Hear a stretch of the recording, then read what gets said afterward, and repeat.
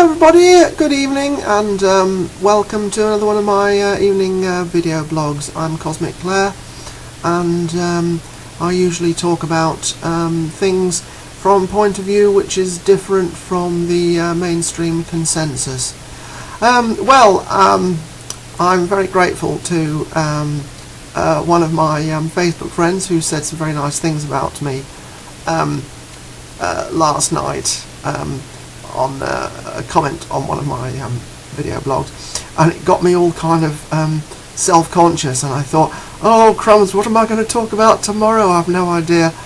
And I'll kind of come back to this in a minute. It's kind of about balance, because it kind of inflated my ego for a moment, and I thought, got to be careful with this one. Anyway, yes, so it's important to remain in balance. And so I thought, oh crumbs, well, what am I going to talk about today then? Well, what I decided to talk about was something I mentioned yesterday. I said I'll have to do it again, which is about prana breath. Now there are, I shall have to say this, there are more advanced forms of prana breath than I'm going to show you, and this is only very, very basic. However, I've found it extremely helpful. And if you want to do kind of more advanced types of prana breath, then I'm sure you can find tuition elsewhere or with someone who's an experienced teacher. I can only claim to know the basic, but I have found it very helpful, and I kind of stumbled on it many years ago when I realised at a meditation event that I'd spontaneously gone into diaphragm breathing. And this is really, really the most important part of it all, because the nature of prana breath is it's a cyclic breath, not the same as didgeridoo cyclic breathing, but cyclic between the diaphragm and the upper chest. It's like a rhythmic wave going up and down, and the way you start, because it's very calming, basically, I should say. It's very calming. It's very good for calming down an excited nervous system. It's very good for getting into a meditational space. This is primarily what I use it for.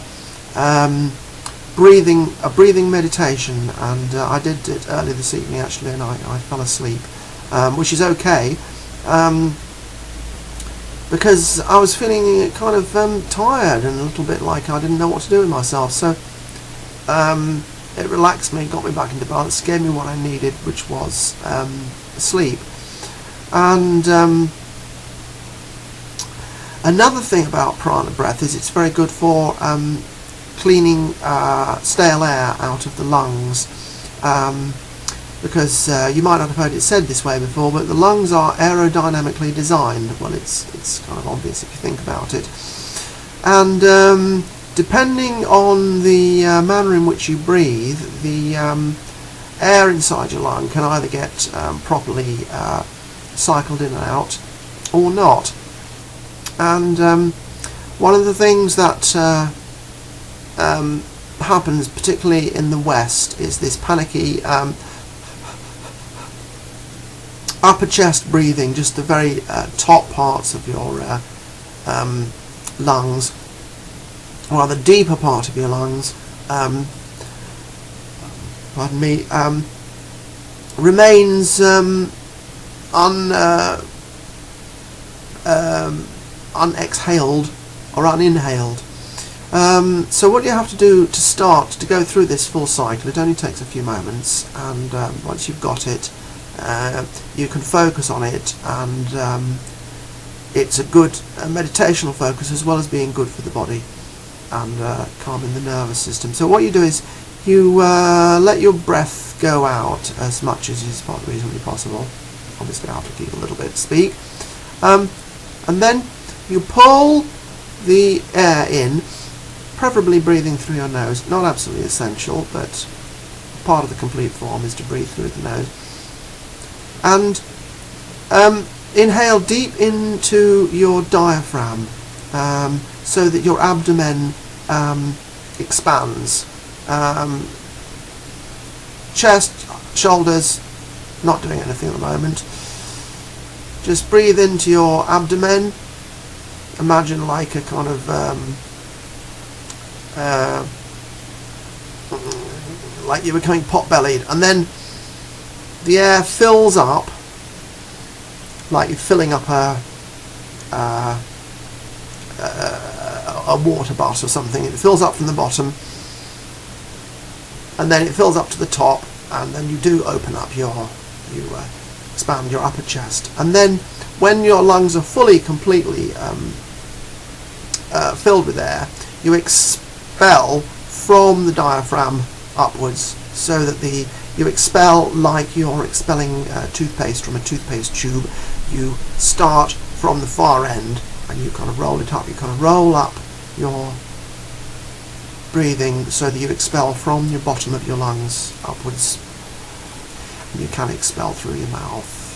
So it's inhale through the nose, exhale through the mouth. And it doesn't have to be particularly deep. I'm breathing a little bit deeper because I'm talking and I'm kind of getting a little bit out of breath while I'm doing this. But you kind of open with your diaphragm, and then I'm trying to kind of represent a kind of wave with my hand there. I don't know if it's working. So you inhale gently into your abdomen, then fill up into your chest, your upper chest, and then exhale from the lower abdomen. So it's like a kind of sine wave moving up your body all the time, starting with your diaphragm, into the diaphragm, into the chest, out of the diaphragm, out of the chest. In the bottom, in top, out bottom, out top. And this is the correct breathing technique for not only yoga, but also is what is used in Dronvala Melchizedek's Merkaba Flower of Life meditation. I've done that a few times. It's rather lengthy and complex. But if you do practice this, then you can get yourself into very, very relaxed states. I kind of feel I recognise what I would recognise, I should say, to be theta wave states, which are kind of like borderline with sleep, and it's extremely relaxing, extremely good for your body and for your nervous system, and it keeps you in touch with yourself. One of the things that I think is very important about it is that it feeds energy from the solar plexus to the heart chakra. I'll probably have to come back to this again, but in the so-called Emerald Tablet of Thoth, I believe this is what it's talking about. Moving energy from the lower up to the higher in the chest, the heart chakra. I'm sure there are many other interpretations of this, and they may in parallel be equally valid. However, one of the interpretations which I strongly believe in is that it's about it's an alchemical process of raising consciousness, because you're raising your consciousness, you're moving, particularly if you focus and visualize on this while you're doing it, that you are moving energy from the solar plexus to the heart chakra, which is really what I believe the Emerald Tablet of Thoth is talking about, purifying. And then you move it back down again, but when it moves back down, it's been purified. So every time you raise the energy up, it becomes purified, and then when you move it back down again, you're putting purified energy back down to the solar plexus. Now the solar plexus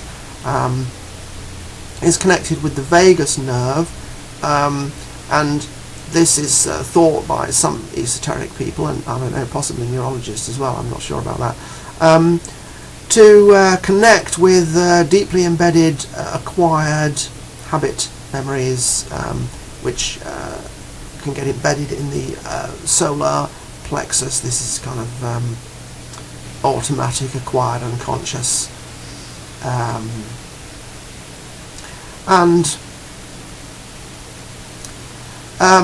so what you're doing is you're actually purifying your unconscious mind. You're trying to essentially bring your unconscious mind, which is symbolized by the solar plexus, into harmony with your heart chakra, which exists in your chest. This is one of the aspects, one of the kind of slightly higher aspects of prana breathing, which I think is not really much talked about. Certainly the physical effects, how it's good for the body and the nervous system, that you know, it's the kind of thing people talk about, but and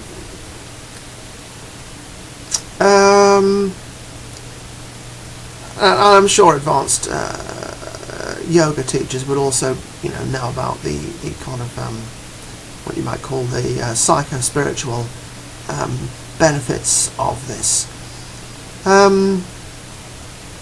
Now I just want to kind of put this in context with kind of a view on the outer world, because balance. I started out saying something about balance, and it's important to keep a balance between different aspects of your life, between the inner world and the outer world, between the higher and lower, between the mind and the body. And only when we are centered on ourselves, only when we know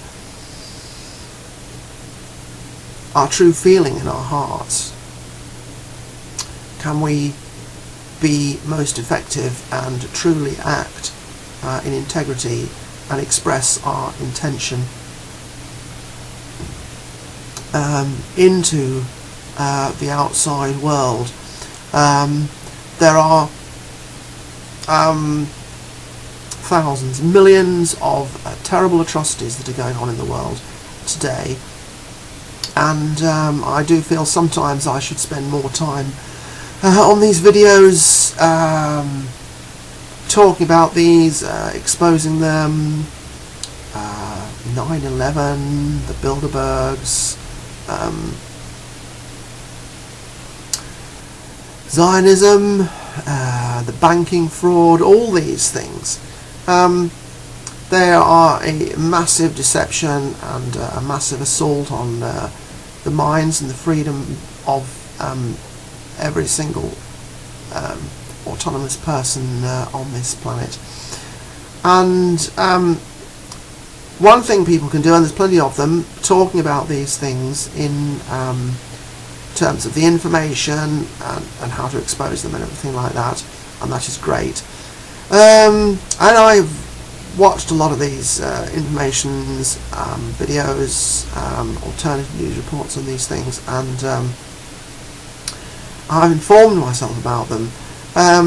But we all have to ask about what can we each do in our own lives, in our own spheres of influence.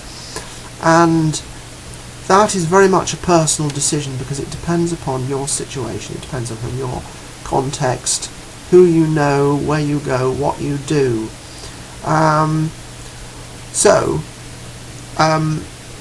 It's often, I believe, not the case to go kind of bludgeoning people around the head with all this information. Bilderberg don't like us having free access to information and stuff like that.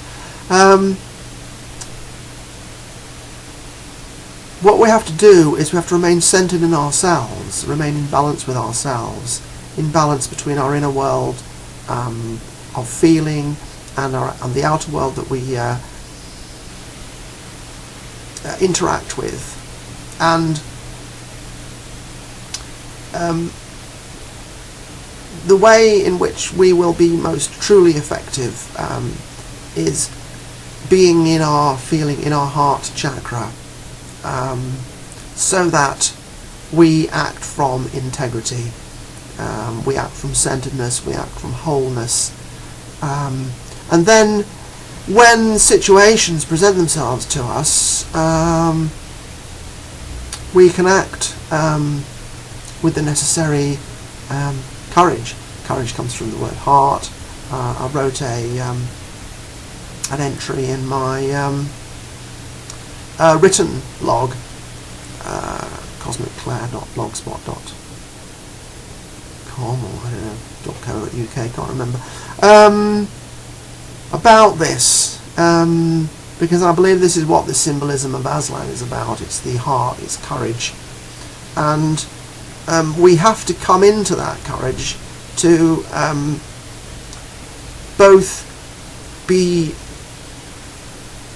in a knowing space about how we can apply ourselves to whatever situations, whatever spheres of influence we find ourselves in our lives, and also in a more general way, but also within this, we will be contributing to the heart frequency vibration for people on this planet and for the planet, and it will assist, enable us to make heart connections with other people, because if you're in a vibrating heart space, then you will connect with those same vibrations from other people, and it can take time, and you have to be persistent, because these things don't come just like that. You have to keep up a persistent vibration and not let it be continually disturbed and distracted, and then when it becomes an habitual part of your energy, even if it only becomes habitual for a few minutes a day, it becomes embedded. You build it into who you are and your whole vibrational pattern, and then you can increase it from that. And this is where we have to go, folks, I believe. There's a lot of work to be done, and this is one of the things that we have to do to make these things happen, to do the work. We need to be in that centered heart space. So because the reality we manifest will be coming from the energy level that we put into it. That's the point. If it comes from anger and hatred, envy, resentment, all those things, that will be the seeds of the new reality that we create. But if it comes from the heart, then it will be more endurable, it'll have more endurance, and it will be the foundation. It will be the house built on rock, because it is a firm foundation, and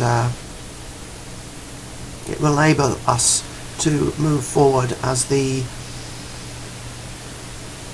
old structures become more and more untenable. It's a completely indeterminate universe we're in at the moment, folks, and you just got to hang on to that core vibration, which will give you guidance and assist you in going forward into the unknown territory of the future ahead of us here, 2013. Scary world. Hang on. Stay in with your heart chakra energy, folks. That's where it's at. Okay, thank you for watching, and thank you for listening, and I'll see you again tomorrow in Lakesh. Good night. Thank you. Types of prana breath, then I'm sure you can find tuition elsewhere or with someone who's an experienced teacher. I can only claim to know the basic, but I have found it very helpful, and I kind of stumbled on it many years ago when I realised at a meditation event that I'd spontaneously gone into diaphragm breathe. One of my Facebook friends, who said some very nice things about me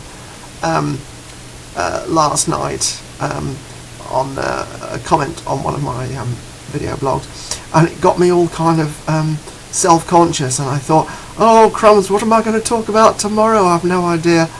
And I'll kind of come back to this in a minute. It's kind of about balance, because again, which is about prana breath. Now there are, I shall have to say this, there are more advanced forms of prana breath than I'm going to show you, and this is only the very, very basic. However, I've found it extremely helpful, and if you want to do kind of more advanced, it kind of inflated my ego for a moment, and I thought, got to be careful with this one.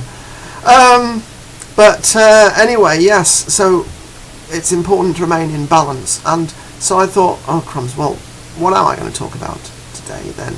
Well, what I decided to talk about was something I mentioned yesterday. I said I'll have to do it.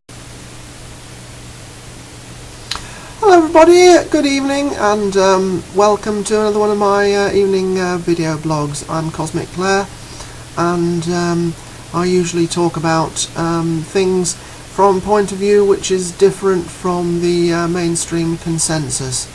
I'm very grateful to